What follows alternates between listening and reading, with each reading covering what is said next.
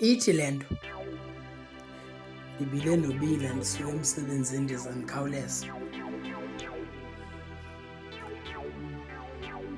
Zenze zonke izinto zakho, yenze yonke imisebenzi yakho,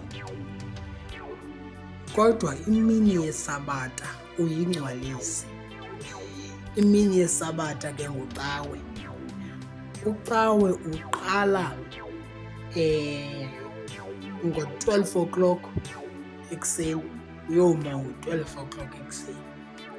Meaning noba ndingathi kuyam icawe singena ngo-12 o'clock siphuma ngo-12 o'clock, yimini yeSabata leyo, siyingcwalise. Senza ngokomyalelo kaThixo ophuma eBhayibhileni. Xa ibana ngaba ke singamaKrestu ngokwenyani, kukhona abantu abathi hayi icawe ezithandaza 2 hours ziphume zirayithi kunezicawe ezithandaza 6 hours. UThixo yonke loo nto ayithethi nto, as long as wena uyingcwalisile imini yeSabata gqityiwe. Noba mna ndingathi eyam inkonzo ngoCawe ingena ngo-3, akunyanzelekanga uba ingene ekuseni. uCawe wonke yimini yeSabata, meaning noba mna ndidicayide uba mandiyomthandaza ngo-3 late, kusagqityiwe nalapho, yimini yeSabata.